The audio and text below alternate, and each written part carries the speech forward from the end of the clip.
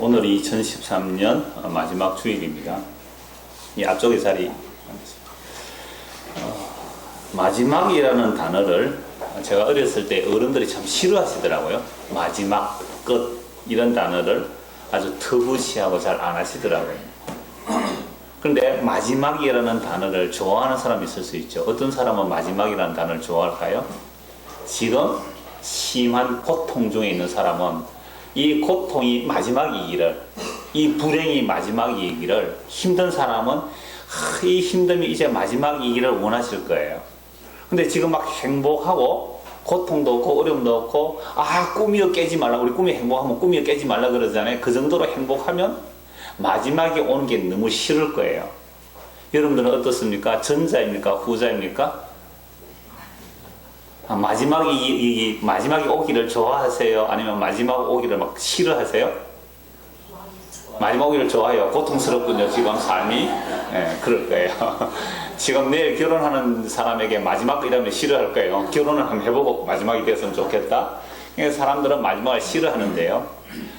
그런데 성경은 이 마지막 끝을 아는 것을 지혜라 그래요.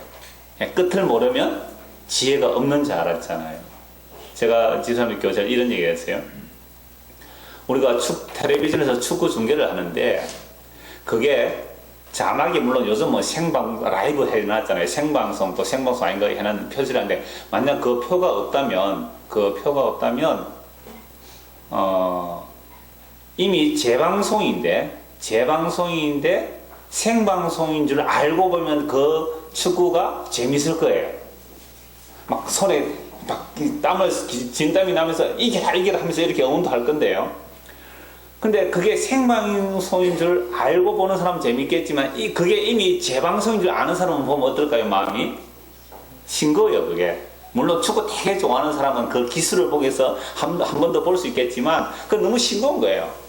이거 인생 다 끝난 거야. 이게 결론 난 거잖아요. 그래서 우리가 끝을 아는 것이 참된 지혜인데요. 이사야 46장 10절에 이렇게 말씀합니다. 내가 시초부터 종말을 알리며 아직 이루지 아니한 일을 예적부터 보이고 이르기를 나의 뜻이 설 것이니 내가 나의 모든 기뻐하는 것을 이루리라 하였노라. 하나님께서 언제부터 종말을 말씀하셨어요? 시초부터. 그래, 처음 천지를 창조하실 때 빛이 있으라 할 때부터 무엇을 말씀하셨어요? 종말을 말씀하신 거예요. 그게 하나님께서 천지를 6일 만에 창조하시고 7일째 안식하셨다는 그 안식은 이미 완성 끝이란 말입니다. 무슨 일을 하다가 중간에 그만두면 안식이 안 되잖아요. 무슨 일을 완성했을 때 그게 안식이거든요. 그러니까 하나님께서 이미 끝내셨단 말이에요. 끝장내셨다. 완성하셨다. 그래서 묵시세에서 완성된 그 완성태를 이 땅에서 역사와 공간 속에서 펼쳐내시는 거예요. 그럼 우리가 이 역사 속에서 아직도 끝이 아닌 것처럼 보이지만 하나님이 이미 뭘 이루어 놓으셨어요? 다 이루어 놓으신 거예요. 그러니까 완성, 끝을 보고 가는 거 아닙니까?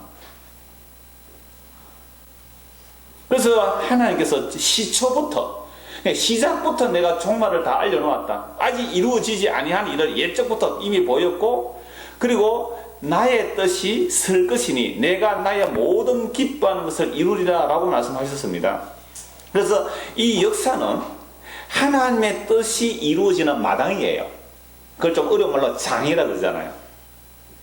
마당장자니까. 그러니까 이 역사, 이 시간과 공간이라는 것은 우리의 뜻이 펼쳐지는 이 역사와 시간이 아니고요. 시간과 공간이 아니라 하나님의 뜻이 온전히 펼쳐지는 마당이에요. 그럼 이 역사라는 것, 이 시간과 공간, 이 우주라는 것, 이 지구라는 것도 하나님의 뜻이 온전히 이루어지고 나면 어떻게 해버려요? 마당을 접어버려야 되잖아요. 폐기처분해버리는 겁니다. 그래서 지금 눈에 보니 하늘과 땅들은 불에 타서 사라집니다. 그렇게 될 때 무엇만 남을까요? 하나님의 뜻만 온전히 남잖아요. 방금 제가 이사야 46장 10절 말씀드렸잖아요. 내가 시초부터 무엇을 말했다고요? 종말을 말했다. 처음부터 종말을 다 말해놓았다. 이 시간과 공간의 역사라는 것은 오로지 하나님의 뜻을 이루는 마당이에요. 그리고 하나님의 뜻이 온전히 다 이루어지면 이 마당을 청소해버리는 겁니다. 걷어버리는 거예요. 시장에 옛날에 시골에 가면 장을 펼쳐놓잖아요. 보자기 펼치고 뭐 이렇게 덕석 펼쳐서 이런저런 물건을 다 펼쳐놓아서 장사 끝나면 그냥 덕석 말아버리는 겁니다. 펼쳐놓은 마당을 말아버린단 말이에요. 이게 시공하고 원인간이라는 이 역사를 만들어진 이유예요. 그 하나님의 뜻이 뭐냐면 자기 아들의 영광이거든요. 그 뜻을 이루어내시면 다 폐기 처분하는 겁니다.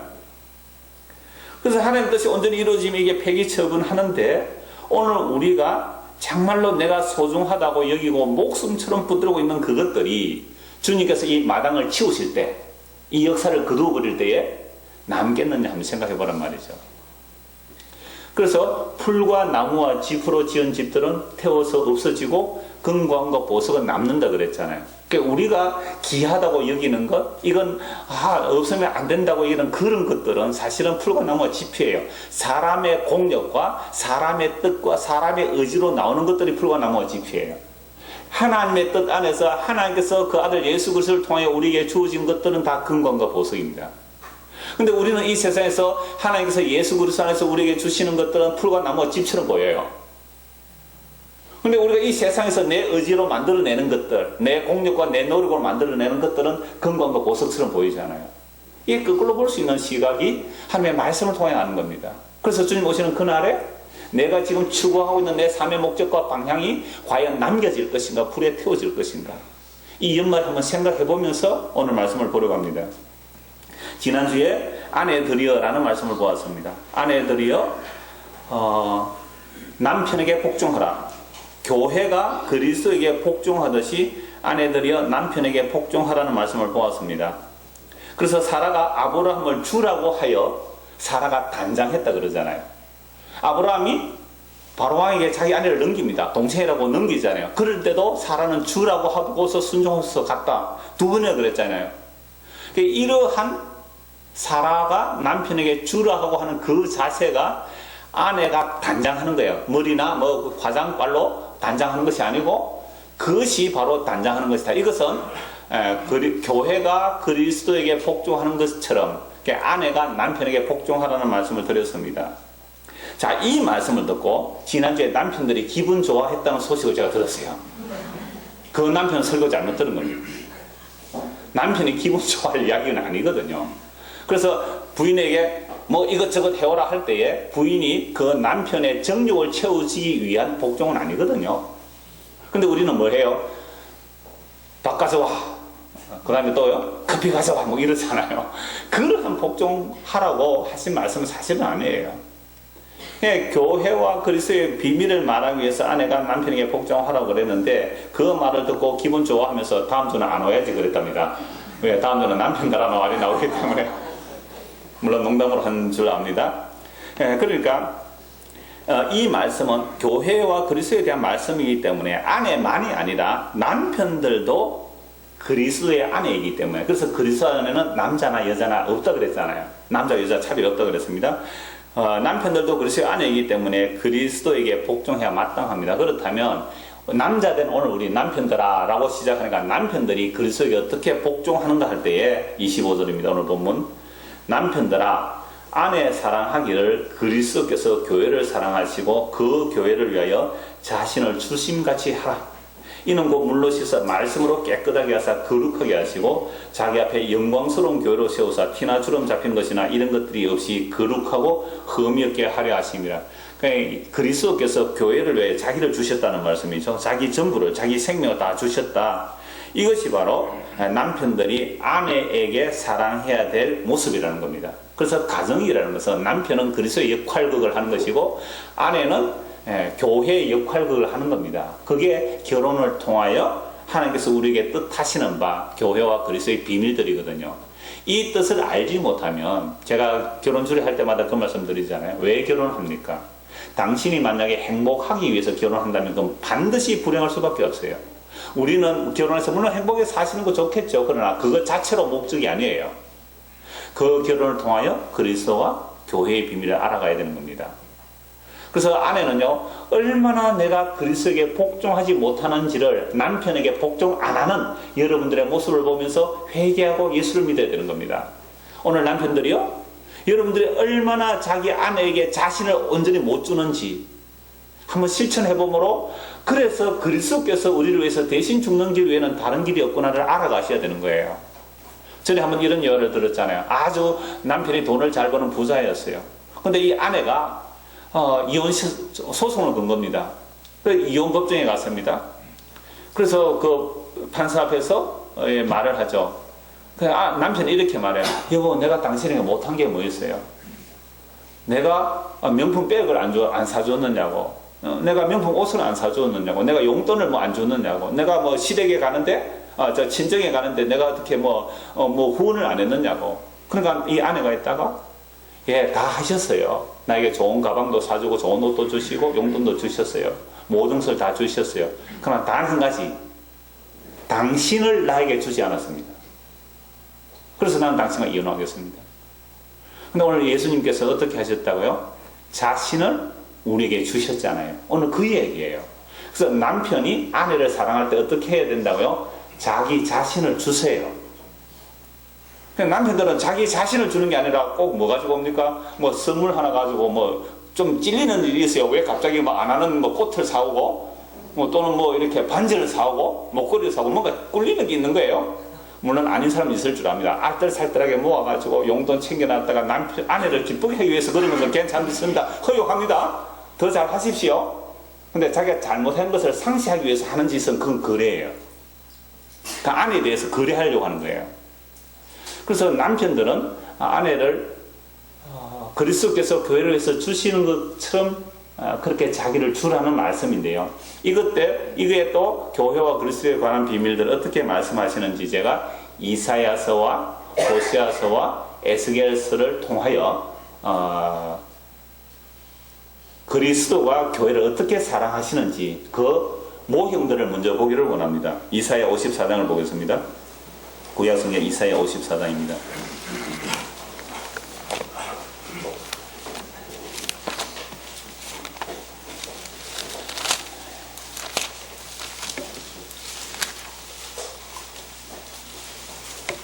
성경은요 모두 다 예수 그리스도를 증거합니다. 그래서 구약에서 하나님께서 이스라엘 백성을 아내로 사랑했다라는 말은 결국 뭐예요? 예수 그리스도께서 자기 신부된 교회를 사랑했다는 그 말씀들이거든요. 54장 4절 보십시오. 앞에서 뭐 찬양하라, 이렇게 장막 말뚝을 넓게 펴라 이런 말씀들이 있습니다.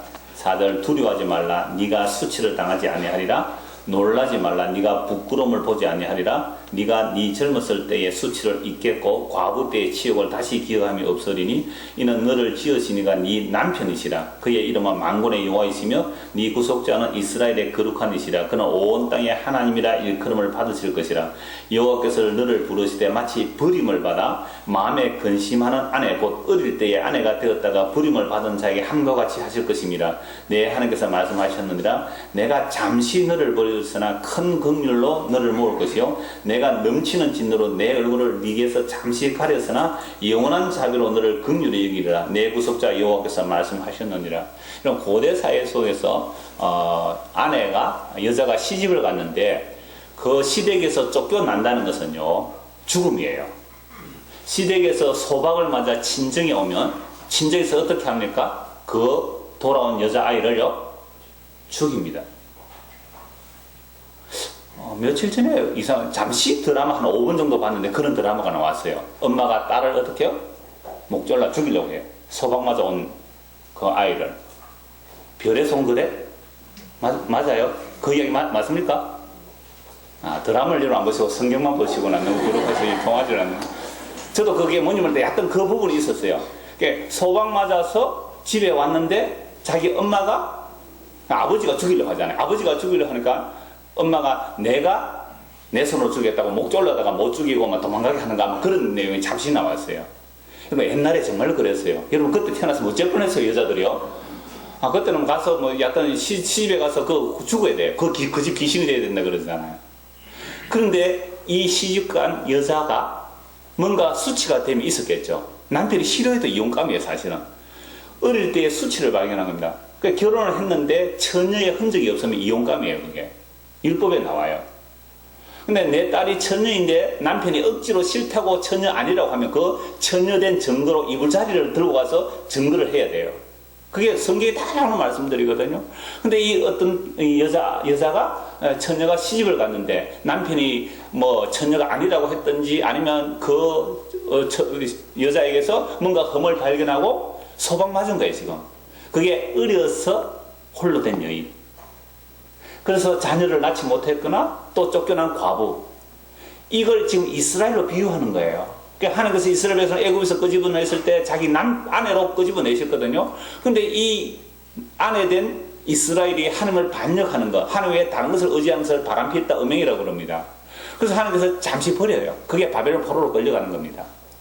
그래서 잠시 버려서나 잠시 한 70년이에요. 잠시 한 70년 버렸다가 그들을 돌이켜내시는데, 그렇게 돌이켜내실 때 네가 나를 거역했기 때문에 심판을 받지만 어릴 때의 수치와 그 과부 때의 그 수치를 안고 내가 너를 잠시 버렸지만 7절 보십시오.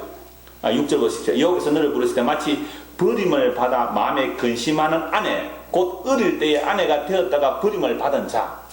그러니까 어릴 때에 그 아내가 되었는데 남편이 싫어해서 지금 이혼 정서를 받고 쫓겨난 거예요. 우리나라도 그런 거 많잖아요. 질거지하고 있잖아요. 질투만 해도 쫓아냈잖아요, 남편이. 그렇게 어릴 때에 아내 됐다가 쫓겨돼서 지금 근심하고 있는 거예요. 그 다음에 네 과부가, 그러니까 홀로 된 과부가 있죠. 과부 때의 치욕, 4절에 보면 과부 때의 치욕. 어쨌거나 뭐가 없는 거예요, 둘 다? 남편이 없는, 남편에게 버림받은, 남편이 죽거나 남편에게 버림받은 그 수치와 그 치욕. 그들을 하나님께서 어떻게 하시느냐. 7절. 내가 잠시 너를 버렸으나 큰 긍휼로 너를 모을 것이요 내가 넘치는 진노로 네 얼굴을 네게서 잠시, 내 얼굴을 너에게 잠시 가렸으나 영원한 자비. 그래, 넘치는 긍휼, 큰 긍휼과 영원한 자비로 너를 긍휼히 여겨 내가 너의 영원한 뭐가 되어주겠다는 거죠? 신랑이 되어주겠다.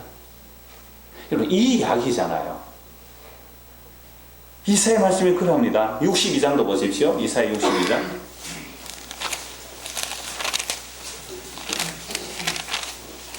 나는 시온의 의가 빛같이 예루살렘의 구원이 햇불같이 나타나도록 시온을 위하여 잠잠하지 아니하며 예루살렘을 위하여 쉬지 아니할 것인즉 이방 나라들이 내 공의를 무도왕이 다 내 영광을 볼 것이요 너는 여호와의 입으로 정하실 새 이름으로 일컬음이 될 것이며, 지금 예루살렘이 지금 파괴돼서 바벨론 포로 잡혀서 엉망이 됐거든요. 그러함에도 불구하고 선지자는 그 예루살렘의 영광을 찬송하겠다는 겁니다. 여호와의 입으로 정하실 새 이름, 새 이름을 주시겠다는 거죠. 3절. 너는 또 여호와의 손에 아름다운 관, 내 하나님 손에 왕관이 될 것이라. 다시는 너를 버림받은 자라 부르지 아니하며 다시는 네 땅을 황무지라 부르지 아니하고 오직 너를 헵시바라 하며 내 땅을 뷸라라 하리니 이는 여호와께서 너를 기뻐하실 것이며 내 땅이 결혼한 것처럼 될 것임이라. 마치 청년이 처녀와 결혼같이 내 아들들이 너를 취하겠고 신랑이 신부를 기뻐한 같이 네 하나님이 너를 기뻐하시리라. 헵시바 뷸라, 나의 기쁨이 그에게 있다. 그리고 뷸라, 결혼한 여자라는 뜻이에요. 그러니까 이스라엘 백성들이 하나님의 남편됨을 거절하고 아수르를 의지하고 바벨론을 의지했을 때 하나님께서 그들로 심판하셔서 바벨론의 포로가 잡혀가게 하셨지만 잠깐 한 70년 그랬단 말이에요. 잠깐.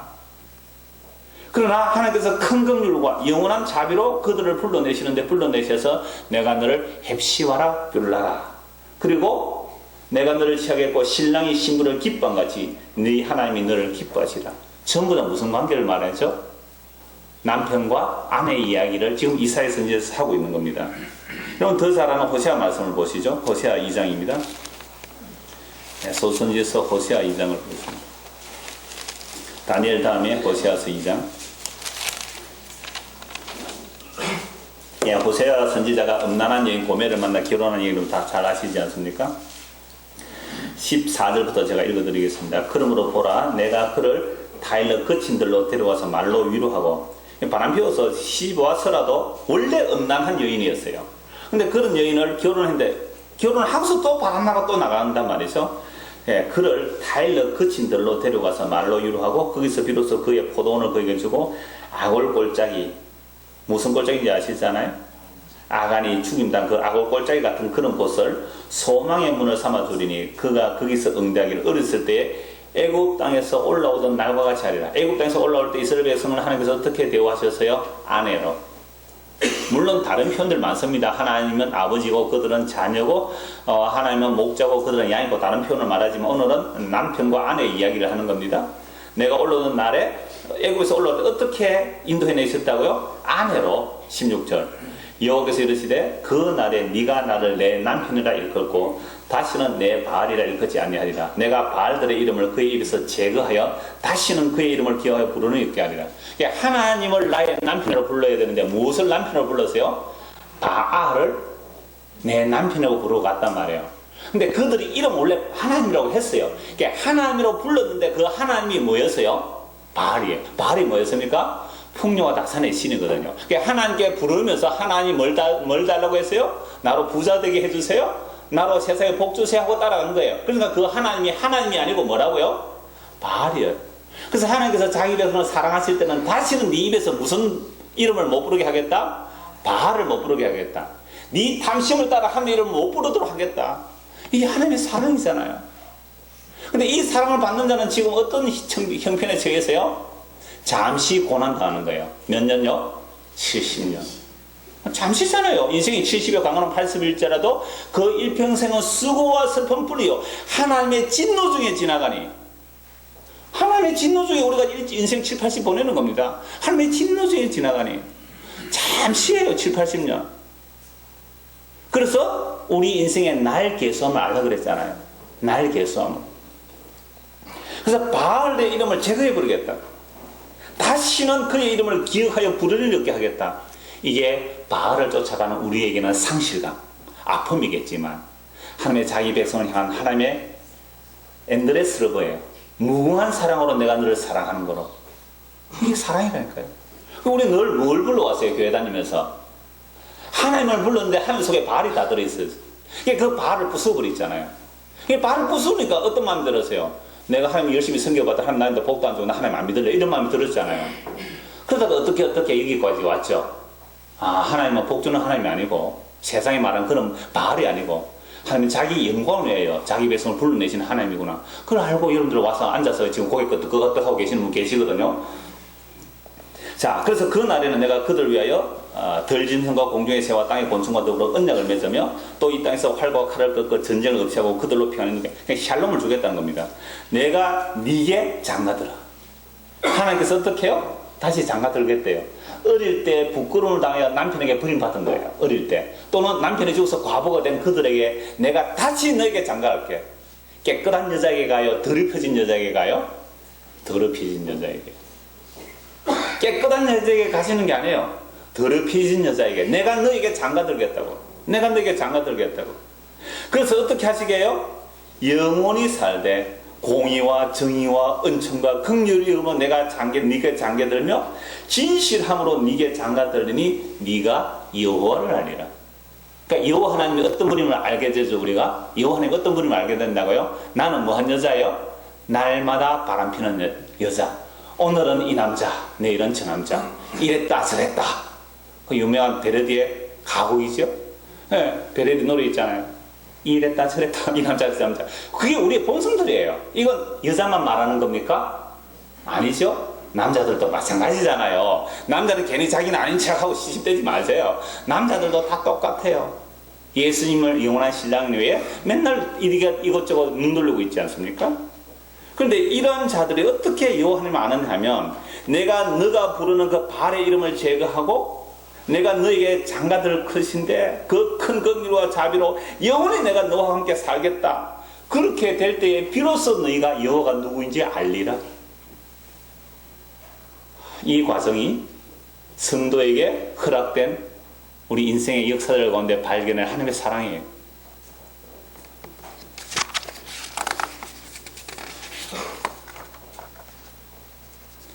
예레미야 31장도 보시겠습니다. 예레미야 31장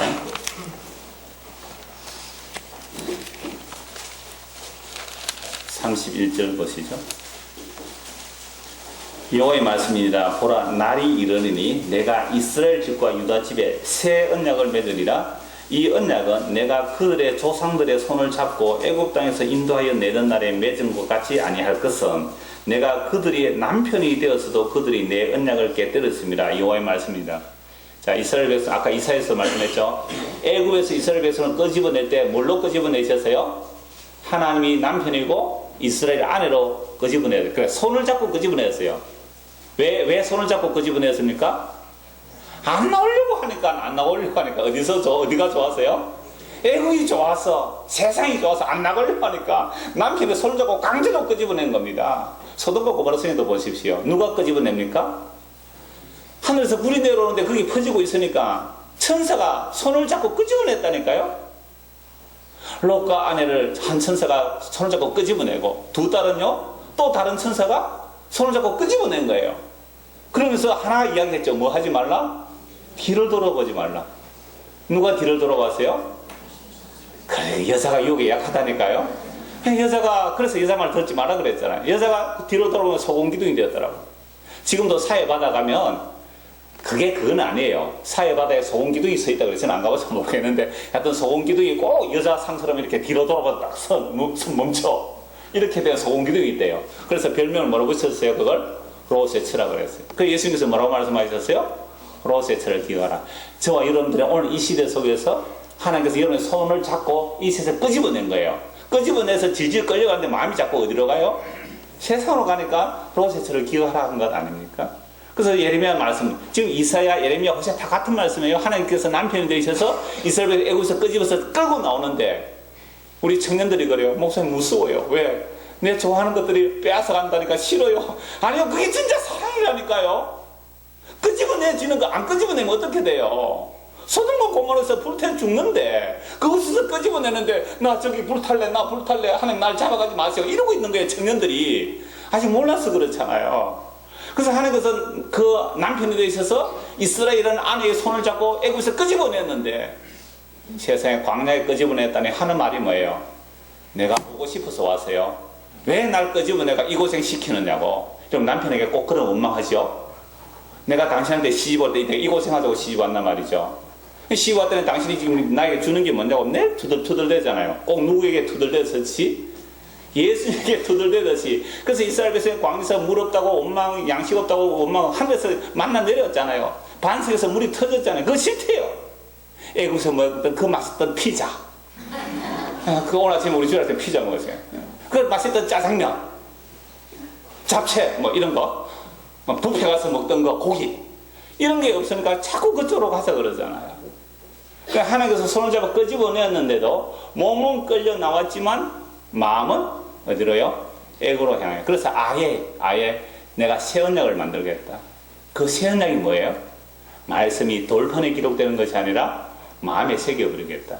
그러니까 그 사람이 애굽에 살든지 소돔성에 살든지 그 말씀이 그곳에서 끄집어내는 그 역할이 바로 새 언약이라는 겁니다. 그래서 33절 보십시오. 32절 다시요.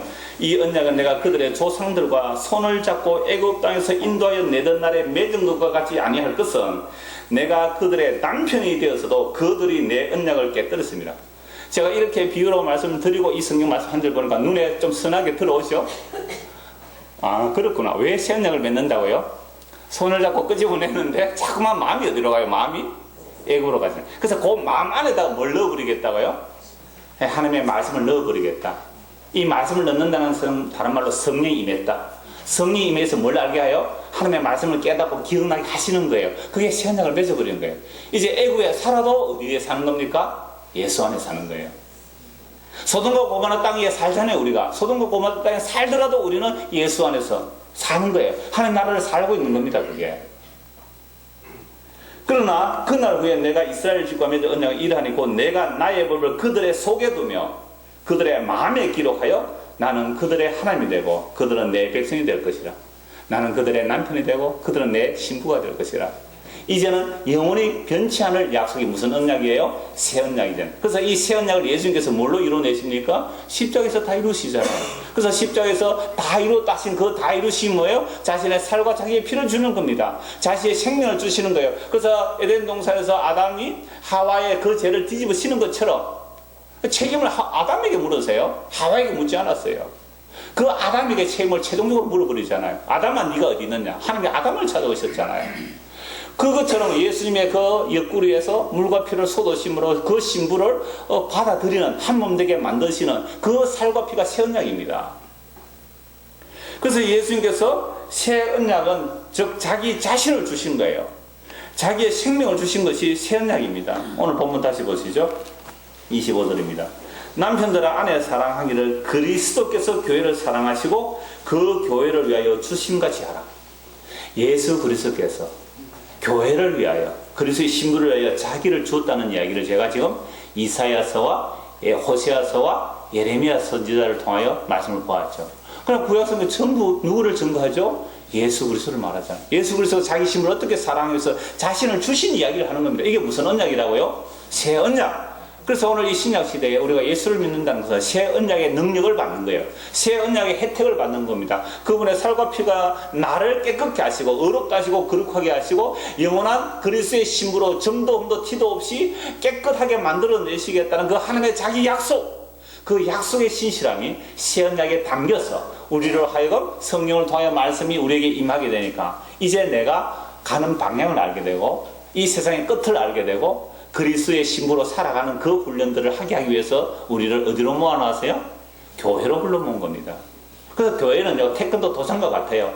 얻어 터지기도 하고 깨지기도 하는 겁니다. 부딪히기도 하는 겁니다. 싸움도 하세요.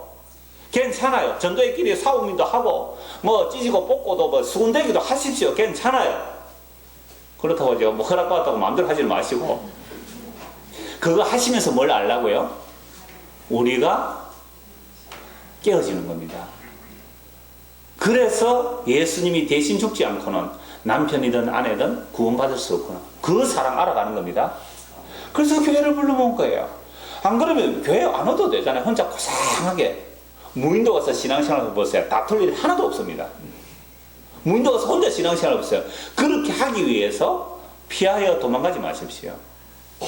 그렇게 된다면 지금 하나님께서 우리를 부르신 목적이 안 이루어지는 그 사람에게 보세요. 불러가지고 뭐 하시는지 보십시오. 우리를 위해 자신을 주셨는데 26절 보십시오. 이는 곧 물로 씻어 말씀으로 깨끗하게 해서 뭐 물은 세례로도 표현하지 않고 그냥 물도 말씀으로 보면 됩니다. 그 물 곧 말씀 이렇게 보아도 돼요. 물로 씻어 말씀으로 깨끗하게 해서 거룩하게 하시고 그래서 하나님의 말씀이 우리를 단장시키고 있는 겁니다. 하나님의 말씀이 우리를 저 사람하고 어울리기 싫은데 저 사람하고 묶이기 싫은데 꼭 목사님 어찌 알듯이 그 사람에게 딱 붙여줘서 구역당 맞춰놓잖아요. 지금 다 짜놨습니다. 지금 오늘 장로를 모아서 한 번 더 최종 마무리할 건데 내 마음에 꼭 한 그런 사람을 식사당번에 딱 끼워놓네요. 오라 하면 오지도 않고 전화하면 구역 예배 드리자고 건찰로 맡겨놨더니 목사님 하면 안 모입니다. 그런 사람 붙여놓은 이유가 뭘까요? 제가 이랬어요. 그 사람 참 말 안 듣지요. 그래서 우리가 얼마나 하나님의 말 안 듣지 아시라고 여러분들에게 그렇게 직분을 맡기셨어요. 아무도 안 하시죠. 그래서 저 같은 사람 얼마나 믿음이 없었는지 그래 목사를 맡겨놔가지고 교인들이 말 안 듣는, 이런 잘 듣습니다만 교인들이 말을 잘 안 들을 때마다 저는 내가 하나님께 얼마나 말 안 듣는지 저런 사람 붙여주셔서 감사합니다.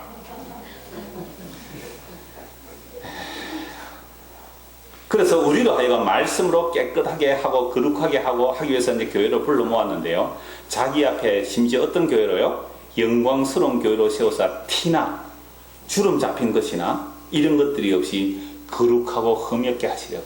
우리 안에 티나 흠들이 굉장히 많은데요. 그 티나 흠들이 어떨 때 드러날까요? 모든 환경이 좋고 아무 걱정 근심 없고 편안할 때 흠과 티가 잘못들이 안 드러납니다. 언제 드러날까요? 내 옆에 나는 성질이 좀 급하지 않는데 내 옆에 성질 급한 사람 딱 붙여졌을 때 그때 탁 드러나는 거예요. 성질이 좀 급하지 않는 사람은 좀 착한 줄 알아요. 성질이 안 급한 사람, 성질이 급한 사람은 좀 못된 줄 알거든요. 성질이 급한 사람이 성질이 좀 이렇게 느린 사람에게 막 공격을 해야 되거든요. 해대면 원래 착한 줄 알았는데 이 사람이 나중에 더 못됐어요. 가만히 있다가 뒤로 딱 뒤끝 있게 치면요 성질 급한 사람이 몇 배로 더 이 성질 안 급한 사람이 악한 대로 드러난다니까요. 그래서 성질 급한 사람과 성질 안 급한 사람을 함께 묶어두시는 하나님의 뜻이에요. 왜? 뭘 알려고? 너의 티를 알라고, 네 눈에 들보를 알라고. 그렇게 해서 뭘 하시고 가시는 거예요? 그래서 예수를 믿어라 이 말입니다. 그렇게 들통날 때. 그래서 예수의 피만이 우리를 어떻게 해요? 씻으시고 의롭다 하시고 거룩하고 깨끗해서 점도 없는 티도 없는 보혈의 능력 안에 들어가게 하기 위해서 우리를 이런 모양으로 지금 이끌고 오고 계시는 겁니다. 한 곳만 말씀을 더 보도록 하겠습니다. 한 곳만이 아니네요. 몇 곳이 되는데. 그래서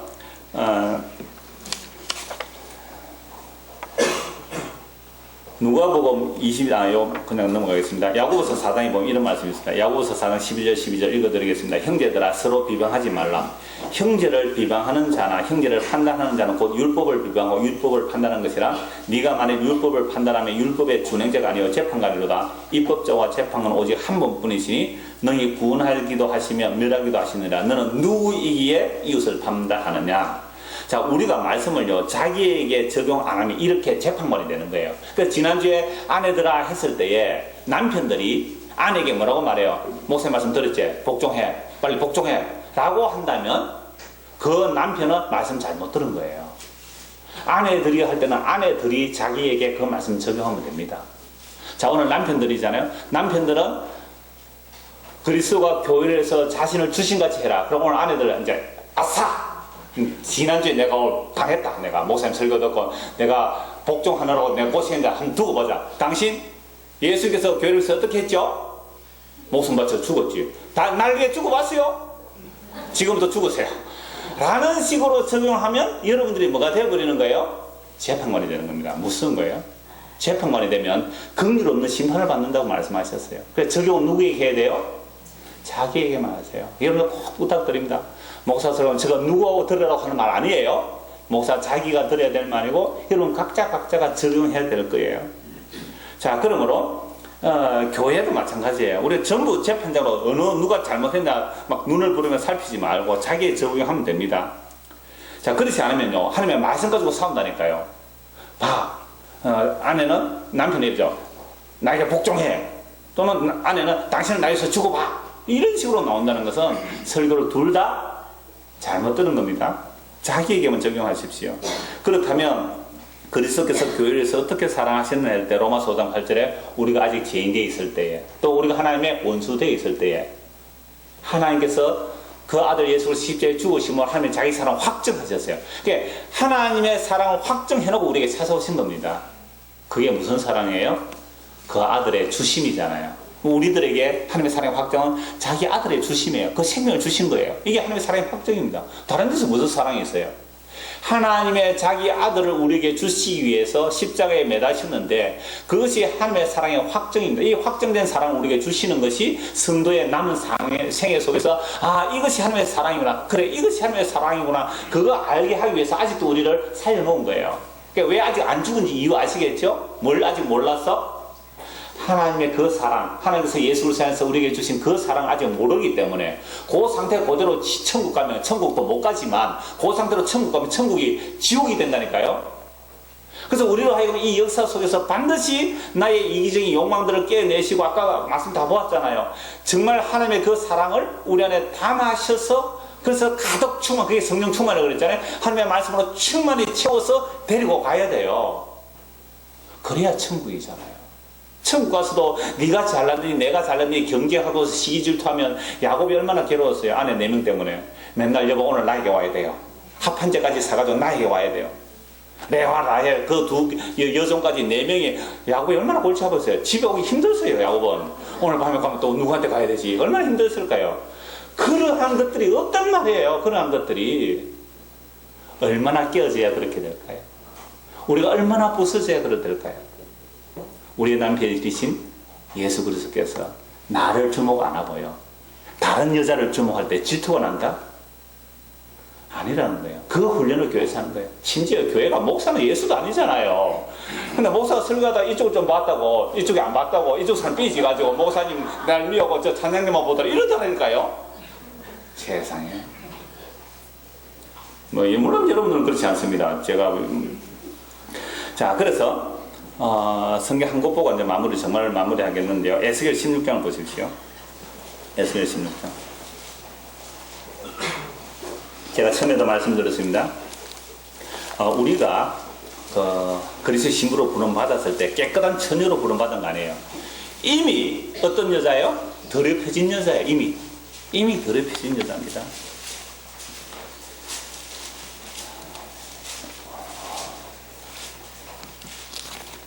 에스겔 제 16장 끝부분을 보십시오. 에스겔 16장.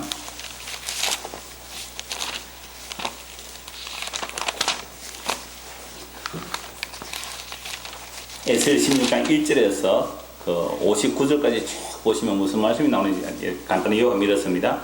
어떤 계집아이가 태어났는데 아마 그러니까 부정하게 태어난 계집아이예요. 그래서 탯줄도 자르지 못하고 씻기지도 않고 소금, 유대인들은 아이가 태어나면요 탯줄 자르고 나서 씻기고 소금을 뿌려요. 소금으로 문질러 주면서 병균을 막는다 그런 뜻이 있는데 그렇게 해서 보자기에 딱 사야 됩니다. 근데 이 아이는 어찌된 셈인지 태어나면서부터 버림받았어요. 우리나라 뉴스도 가끔 나오죠. 그래서 애가 어디에 버려져 있다고요? 화장실에 쓰레기통에 그 핏덩이에 던져져 있었다. 또는 뭐 고시원에서 뭐 어떤 애가 혼자 애 낳다가 어떻게 뭐 죽었다. 뭐 애가 이렇게 버려진 아이잖아요. 그 버려진 아이예요. 에스겔 16장에. 이게 이스라엘이며 이게 저와 여러분들이에요. 끊임을 받아서 끊임받는 계집에서 버림받아 태어난 아이예요. 원치 않는 아이라서 버려버린 거예요. 들판에 버려져서 그냥 두면 그대로 까마귀 밥 되든지 독수리 밥 되는 개미들이 뜯겨 먹을 거예요. 그런데 하나님이 지나가다 보니까 발을 꼬무작대고 있어서 내 아직 살았구나. 불쌍히 여기시고 그를 씻기시고 입히시고 깨끗이 공주로 만드시고 하나님의 신부로 만들어놨어요. 하나님의 왕으로 만들어놨는데 그때부터 하는 짓이 뭐였습니까? 아수를 의지하고 바벨론을 의지하고 바람피기 시작하는 거예요. 장녀들은 돈을 받고서 몸을 파는데 이 이스라엘은 돈을 줘가면서 몸을 파는 거예요. 장녀들은 정말로 먹기 힘들어서 먹고 살기 힘들어서 그것만이라도 살려고 하는 장녀들이 있어요. 그런데 이스라엘은 돈을 주어가면서 하나님께서 그에게 준 것들을 가지고 그걸 가지고 돈을 주어가면서 남자를 사오는 거예요. 그게 아수르였고 바벨론이었고 애굽이었다 이 말입니다. 오늘과 하나님을 믿는다고 하면서 세상에 속한 것들을 사랑한다고 하면 그게 바로 음행이고 간음이란 말입니다. 이러한 끓여진 계집아이, 그 더럽혀진 계집아이를 어떻게 하시느냐? 60절 보십시오. 에스겔 16장 60절.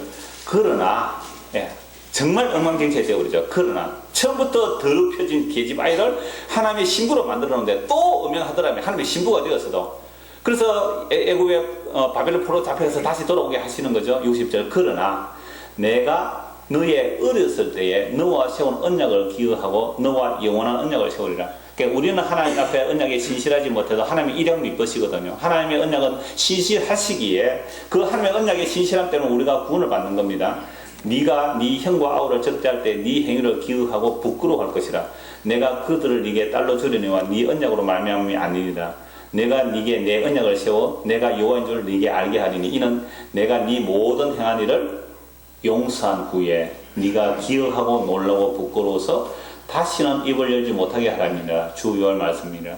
우리가 정말로 은혜를 입었다면요 하나님 앞에 입이 10개라도 할 말이 없는 자예요. 만 입이 내게 있으면 그 입 다 가지고 주님께서 주신 은총을 찬송할 입이지 어떻게 불평과 원망을 해요. 흠과 죄로 죽어서 태어났습니다. 저주받는 것이 지극히 당연합니다. 벌 받는 것이 마땅하고 지옥 가는 것이 마땅합니다. 근데 그들은 하나님의 자기 생명, 그 예수의 살과 피로서 우리를 의롭다 하시고 거룩하게 하시고 깨끗한 신부로 만들어서 하나님의 영원한 생명을 주셨는데 도대체 무슨 할 말이 그래 많으냐 이 말입니다. 무슨 불평이 그렇게 많느냐 말이에요. 에스겔서 36장 한 곳만 더 보고 마무리하겠습니다. 에스겔서 36장 23절입니다.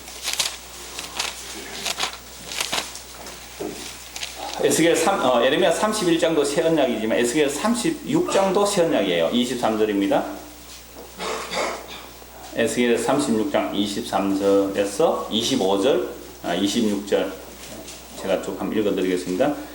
여러 나라 가운데서 더럽혀진 이름 곧 너희가 그들 가운데서 더럽힌 나의 큰 이름을 내가 거룩하게 할지라. 내가 그들의 눈앞에서 너희로 말미암아 나의 거룩함을 나타내리니 내가 여호와인 줄 여러 나라 사람이 알리라. 주 여호와의 말씀이라. 여호와의 이름을 누가 더럽혔습니까? 이스라엘 백성이 더럽혔죠. 그런데 하나님은 자기 이름을 아껴서 그들을 구원해 주시는 겁니다.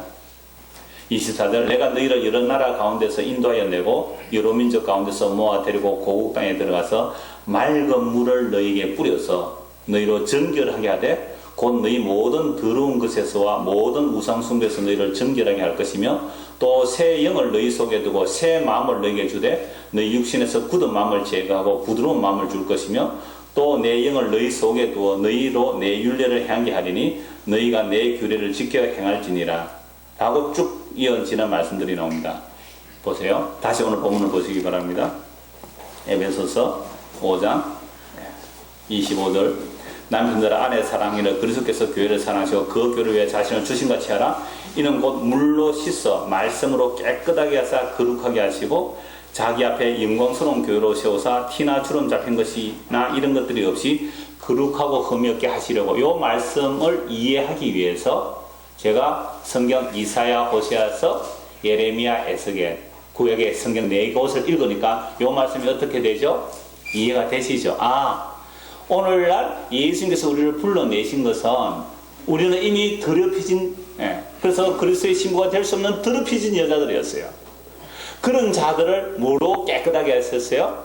자신의 피, 그 피로 우리를 깨끗하게 하셔서 거룩하고 흠도 티도 없는 그리스도의 완벽한 신부로 만들어내는 것이 그 십자가의 능력입니다.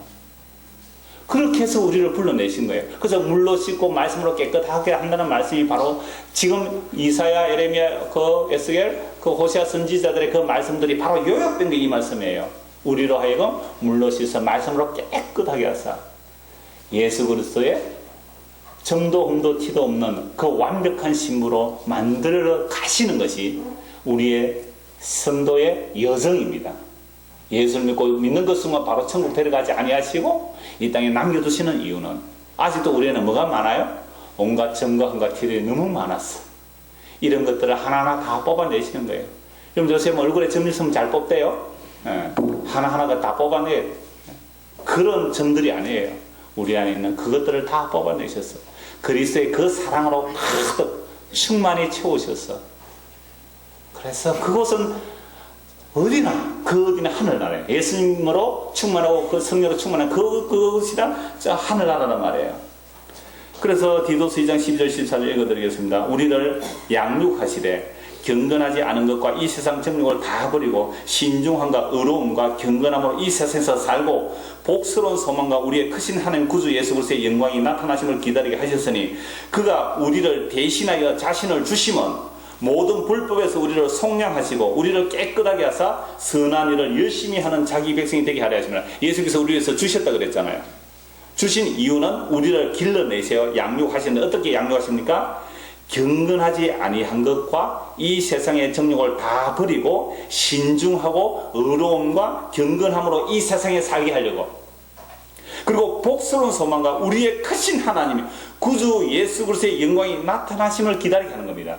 우리에게 정말로 예수님 오셨다면 우리가 이 땅에 정욕을 피하여 경건함으로 우리 주 예수 그리스도 그분 오시기를, 그 신랑이 오시기를 기다리는 신부된 교회라 이 말이죠. 그가 우리를 대신하여 주신 이유가 그 신랑을 기다리며 그 신랑의 신부로서 흠도 점도 티도 없이 그 선한 일을 하게 하기 위해서 우리에게 주셨어요. 그래서 남편들이 아내를 사랑하기를 그리스도께서 교회를 사랑하라고 하셨습니다. 남편이신 그리스도께서 교회를 위하여 죽기까지 사랑하셔서 자신을 주셨습니다. 오늘 우리 안에 예수님을 믿는다면 반드시 우리는 이 세상의 정욕을 피하여 우리 주님 다시 오시기를 기다리며 재림을 삼하며 살게 됩니다. 그럼 우리가 사랑이라고 말하면서 세상에 통용되는 그런 정욕적인 사랑으로 합리화시키지 마십시오. 성경의 말씀으로 복종하고 사랑하는 것이 아니라 자기 정욕을 위하여 나에게 복종해, 그런 말 복종할 필요가 없습니다. 남편은 아내를 죽도록 사랑하는 것이 교회와 그리스도의 비밀을 말하는 것이지 그 여자의 욕망을 채워주는 그런 사랑의 요구가 아니란 말이에요. 그래서 교회가 그리스도에게 복종하듯이 그리스도가 교회를 위해 자신을 주신 것처럼 여러분 남편과 아내들이 살아간다면 반드시 우리 주님 다시 오심을 사모하며 살아가게 될 것입니다. 이 은혜가 저와 여러분에게 임하기를 소원합니다. 기도하겠습니다. 하나님 아버지, 하나님께서 이스라엘을 자기 안에 삼기 위하여 성목을 잡고 애국이라는 세상에서 빼냈지만 그들의 마음은 늘 세상을 향해 달려갔습니다.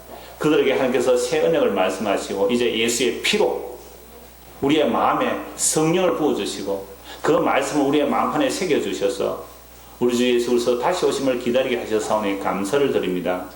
이 일을 위하여 함께 교회를 불러 모아서오며 교회에서 이런저런 사건들이 터질 때마다 우리의 정과함과 티가 드러나게 하시고 그러함으로 예수의 피로만 우리의 정과함과 티들이 다 깨끗하게 됨을 알게 하사 우리 주님 다시 오시기를 기다리는 거룩한 주의 신부된 교회가 되게 하여 주시옵소서. 예수 그리스도를 받들어 기도드리옵나이다. 아멘.